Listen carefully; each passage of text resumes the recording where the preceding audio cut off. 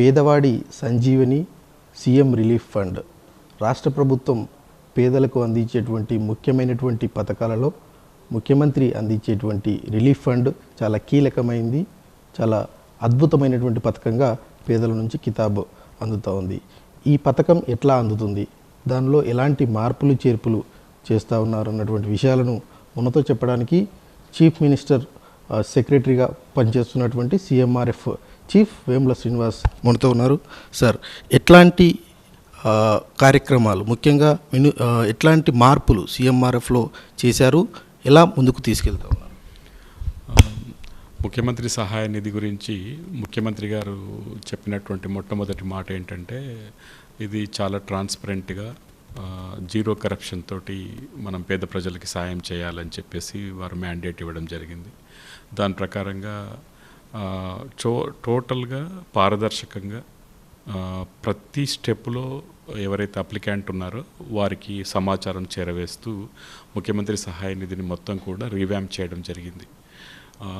స్లోగా అంటే రకరకాల మాడ్యూల్స్ని డెవలప్ చేస్తూ ఒక లాస్ట్ మంత్ వరకు కూడా మాడ్యూల్స్ని ఇంట్రడ్యూస్ చేస్తూ తర్వాత వేరియస్ స్టెప్స్లో మనం ఈ సమాచారాన్ని ఇవ్వాలనేటువంటి అన్నీ కూడా కంప్లీట్ చేయడం జరిగింది. తెలంగాణ రాష్ట్రంలో కాంగ్రెస్ ప్రభుత్వం వచ్చి దాదాపు 18 నెలలు గడుస్తున్నటువంటి నేపథ్యంలో ఇప్పటి వరకు ఎన్ని CMRF చెక్కులు పంపిణీ చేశాం, ఎంత మేరకు బడ్జెట్ రిలీజ్ అయింది, ప్రజల నుంచి ఎట్లాంటి స్పందన? అది ఇక్కడ బంద్ చేసే ఫ్యాన్ బంద్ చేసే.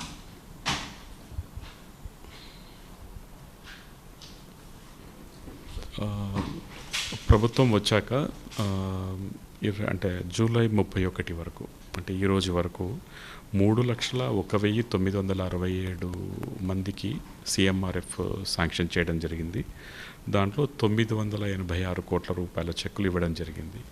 అది కాకుండా లెటర్ ఆఫ్ క్రెడిట్ అని ఇస్తాం కదా, ఆ లెటర్ ఆఫ్ క్రెడిట్ మనం 22,084 మందికి 418 కోట్ల రూపాయల సహాయాన్ని అందించడం జరిగింది. దీనివల్ల మనకు 1,404 కోట్ల రూపాయలు, అంటే 3,24,000 మందికి 1,404 కోట్ల రూపాయల సహాయాన్ని ఇప్పటివరకు అందించడం జరిగింది. CMRFలో వచ్చినటువంటి మార్పులలో కీలకమైనటువంటి మార్పులు ఈ మధ్య వాట్సాప్ మెసేజ్లు గమనిస్తున్నాము. అదేవిధంగా LOC కూడా చాలా కీలకంగా భావిస్తూ ఉంటారు. LOCలలో కూడా ఆన్లైన్ చేసినట్లుగా తెలుస్తూ ఉంది. దాని ప్రక్రియ ఎట్లా ఉంది, ఎలా ముందుకు తీసుకెళ్తారు? CMRF ఇంతకుముందు మనం అనుకున్నట్టుగా టోటల్గా అంటే ఫ్రమ్ అప్లికేషన్ పెట్టిన కాడ నుంచి చెక్ ఇచ్చే వరకు, అట్లాగే LOC కూడా లెటర్ ఆఫ్ క్రెడిట్ కూడా ఏ ఎమ్మెల్యే గారు కానీ MP గారు కానీ వాళ్ళు ఇచ్చేటువంటి లెటర్ నుంచి మొదలుకుంటే మళ్ళీ CM ఆఫీస్కి రావడము, నిమ్స్ కానీ మిగతా హాస్పిటల్, నిమ్స్ ఒకటే మేజర్గా ఉంది మనకి, 99.9% నిమ్స్, లేకపోతే మిగతా ENT హాస్పిటల్ లాంటి గవర్నమెంట్ హాస్పిటల్స్ ఇస్తాయి. సో నిమ్స్కి మనకి CM ఆఫీస్కి ఎమ్మెల్యే గారు కానీ MP గారి ఆఫీస్లకు కానీ మొత్తం కూడా అనుసంధానం చేయడం జరిగింది. ఎక్కడ కూడా పేపర్లెస్గా LOC టోటల్ కంప్లీట్ చేయడం జరిగింది. అంటే వాళ్ళ రిక్వెస్ట్ ఆన్లైన్లో వస్తుంది, నిమ్స్ ఎగ్జామిన్ చేసి ఎస్టిమేట్ ఇస్తుంది, అది కూడా మళ్ళీ ఆన్లైన్లో మనకు వస్తుంది. మనం దాన్ని అప్రూవ్ చేసి మళ్ళీ మనం నిమ్స్కి పబ్లిక్ రిప్రజెంటేటివ్కి as well as the party, అంటే ఎవరైతే బెనిఫిషరీ ఉన్నారో ఆ బెనిఫిషరీకి కూడా ఈ లెటర్ అనేటువంటిది ముగ్గురికి ఒకేసారి వెళ్తుంది అన్నట్టు. సో అట్లాగే CMRFలో ఏంటంటే అప్లికేషన్ పెట్టిన కాడ నుంచి, అంటే అప్లికేషన్ పెట్టగానే వాళ్ళకు ఒక CMRF నెంబర్ ఒకటి వస్తుంది, దాన్ని టోకెన్ నెంబర్ అంటాము. ఆ టోకెన్ నెంబర్ వచ్చిన తర్వాత మనం హాస్పిటల్కి పంపించగానే, అంటే వాళ్ళు ఎక్కడైతే వైద్యం చేయించుకున్నారో ప్రైవేట్ హాస్పిటల్లో, ఆ ప్రైవేట్ హాస్పిటల్కి మనం ఒక మెసేజ్ పంపిస్తాము. ఇట్లా మీరు పెట్టినటువంటి మీ దగ్గర వైద్యం చేయించుకున్నటువంటి వ్యక్తి మాకు CMRF కోసం అప్లికేషన్ పెట్టాడు, ఈ వైద్యం నిజమేనా, మీరే చేశారా, చేస్తే ఇంత బిల్ అయిందా అనేది మనం అడుగుతాము. అట్లాగే ఏదన్నా వాళ్ళు ఇన్సూరెన్స్ క్లెయిమ్ చేశారా, ఇంకేదన్నా ఇతర వివరాలు ఉంటే వాళ్ళు పొందుపరుస్తారు అన్నట్టు. అది మనం పంపించగానే, అంటే మనం ఎప్పుడైతే మన ఆఫీస్ నుంచి హాస్పిటల్కి ఆన్లైన్లో వెళ్తుందో ఇమీడియట్గా బెనిఫిషరీకి కూడా ఒక మెసేజ్ వెళ్తుంది. తర్వాత హాస్పిటల్ మనకి కన్ఫర్మ్ చేసిన తర్వాత మళ్ళీ డాక్టర్స్ మన దగ్గర వెరిఫై చేసి అలౌబుల్ అమౌంట్కి వచ్చిన తర్వాత ఫైనల్ అమౌంట్ మనం వేసి చెక్ ప్రింట్ అవుతున్నప్పుడు కూడా మనం వాళ్ళకు ఒక మెసేజ్ పంపిస్తున్నాం. అదేవిధంగా ముఖ్యమంత్రి గారి రాసేటువంటి ఉత్తరం ఉంటుంది, ఇట్లా మీకు అంతా మంచి జరగాలనుకుంటున్నాము, సీఎంఆర్ఎఫ్ ద్వారా మీకు ఈ ఆర్థిక సాయం చేస్తున్నామని ముఖ్యమంత్రి గారు ఒక ఉత్తరం రాస్తారు. ఆ ఉత్తరం కాపీని కూడా మనం వాట్సాప్ ద్వారా ప్రజలకు చేరవేస్తున్నాము.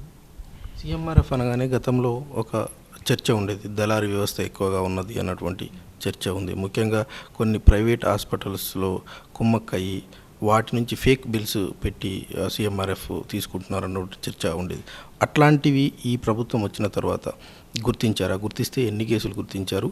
ఆ దళారీ వ్యవస్థను అరికట్టడానికి చర్యలు ఏ రకంగా తీసుకున్నారు?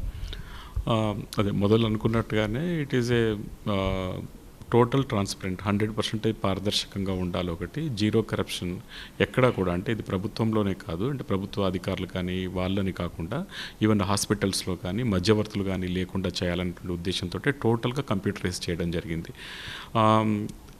మేము సాధించింది ఏంటంటే చాలామంది వచ్చి చెప్తుంటారు అన్నట్టు, ఇంతకుముందు మాకు తెలియకపోయేది అసలు అప్లికేషన్ ఎక్కడుంది, మేము ఎవరి మీదనో డిపెండ్ అయ్యేది, ఈరోజు మా సెల్ ఫోన్కే మాకు వచ్చేస్తుంది, ఈ ఇన్ఫర్మేషన్ వస్తుంది అనేది. అట్లాగే ప్రతి ఎమ్మెల్యే ఎంపీ వాళ్ళకు కూడా లాగిన్స్ ఇవ్వడం వల్ల వాళ్ళు ఇప్పటివరకు ఎన్ని అప్లికేషన్స్ పెట్టారు, ఎన్ని అప్లికేషన్స్కి ఆల్రెడీ సీఎంఆర్ఎఫ్ చెక్కులు వచ్చాయి, ఎన్ని అప్లికేషన్స్ ఏ స్టేజ్లో ఉన్నాయి, అంటే హాస్పిటల్లో పెండింగ్ ఉందా లేకపోతే ఇక్కడ ఆఫీస్లో పెండింగ్ ఉందా, ఇట్లా వాళ్ళు ట్రాక్ చేయడానికి వాళ్ళకు కూడా ఇన్ఫర్మేషన్ ఇవ్వడం జరిగింది. కాబట్టి ఏమవుతుందంటే ఎమ్మెల్యే ఆఫీస్ కూడా కావాలంటే వాళ్ళు కూడా చెక్ చేసుకోవడానికి అవకాశం ఉంటుంది, వాళ్ళ దగ్గరకు వచ్చిన ప్రజల్ని గైడ్ చేయొచ్చు. ఇప్పుడు హాస్పిటల్స్ ఒకటే చెప్పాము ఇంతకుముందు కూడా, ఇది చాలా నిరుపేదలకి ప్రభుత్వం చేస్తున్నటువంటి, ముఖ్యమంత్రి గారు చేస్తున్నటువంటి సాయం ఇది. దీంట్లో కరప్షన్ అనేటువంటిది చాలా బాధాకరమైన విషయం. మేము ఏం చెప్తున్నామంటే హాస్పిటల్స్కి ఎవరైనా దొంగ బిల్లులు ఇస్తే చాలా సీవియర్ యాక్షన్ ఉంటుంది. మేము ఇప్పటివరకు ఈ 3 లక్షల పైన అప్లికేషన్స్ ఇస్తే ఒక హాస్పిటల్ ఒక తప్పు చేసినట్టుగా మనం గుర్తించడం జరిగింది. కలెక్టర్ గారిని ఎంక్వైరీ చేయమన్నాము, కలెక్టర్ రిపోర్ట్ ఇచ్చారు. తర్వాత ఆ హాస్పిటల్ని ఇప్పుడు బ్లాక్ లిస్ట్లో పెట్టి హాస్పిటల్ అసలు మొత్తం దాని లైసెన్సే క్యాన్సిల్ చేశాం. సో మనం చెప్పేది ఏంటంటే, ఇంకొక హాస్పిటల్ ఏమో వాళ్ళే చెప్పారు, మా దగ్గర ఉన్నటువంటి ఒక క్లర్క్ ఎవరైతే ఉన్నారో అతను మోసం చేశాడు మా క్రెడెన్షియల్స్ వాడి, కాబట్టి మాకు ఈ చెక్కులు ఇవ్వద్దు, ఇవి ఫేక్ చెక్స్ అని హాస్పిటలే మమ్మల్ని అలర్ట్ చేసింది. ఒక కేసులో హాస్పిటల్ తప్పు చేసింది మేము పట్టుకున్నాము. సో ఇట్లా మనకి హాస్పిటల్స్ కానీ మిగతా వాళ్ళకి కానీ రిక్వెస్ట్ ఏంటంటే, మీరు దీంట్లో అసలు ఇట్లాంటి పిచ్చి పనులు చేయొద్దు, definitely you will be punished. So ఎందుకంటే ఇంతకుముందు ఇట్లాంటి ఒక అంటే మనకి ఎవరికి వాళ్ళకి బాధ్యతని పెట్టేటువంటి వ్యవస్థ లేదు. ఇప్పుడు మనం బాధ్యత పెట్టాము, ఎందుకంటే వాళ్ళే కన్ఫర్మ్ చేస్తున్నారు వాళ్ళ లాగిన్ క్రెడెన్షియల్స్ వాడి, ఇక్కడ మేము వైద్యం చేశాము, ఈ బిల్లులు కరెక్ట్ అని చెప్పేసి. ఇంతకుముందు అట్లాంటి వ్యవస్థ లేదు కాబట్టి వాళ్ళు తప్పించుకునే అవకాశం ఉంది, ఇప్పుడు అట్లాంటి అవకాశం లేదు. ఓవరాల్గా ప్రజలకు ఈ సీఎంఆర్ఎఫ్ రిలీఫ్ ఫండ్ గురించి ఎలాంటి సందేశాన్ని ఇవ్వాలనుకుంటున్నారు? అంటే ముఖ్యమంత్రి గారు చెప్పేది ఏమంటే, రాష్ట్రంలో ఉన్నటువంటి నిరుపేదలు వైద్యం కోసం ఇబ్బంది పడవద్దు, దాని ఉద్దేశంతో రాజీవ్ ఆరోగ్యశ్రీని 10 లక్షల రూపాయల వరకు పెంచడం జరిగింది.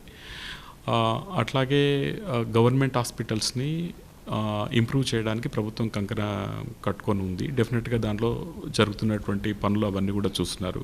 ఉస్మానియా కొత్త హాస్పిటల్ రావడం కావచ్చు, ఇట్లా అంటే రాష్ట్రంలో మౌలిక వసతుల్ని, హాస్పిటల్స్ని ఇంప్రూవ్ చేయడంతో పాటుగా వీటన్నిటిలో కవర్ కాకుండా ఎవరైనా ప్రైవేట్లో వైద్యం చేయించుకొని ఆర్థికంగా ఇబ్బంది పడుతున్నప్పుడు అప్పుడు సీఎంఆర్ఎఫ్ అనేటువంటి పిక్చర్లోకి వస్తుంది.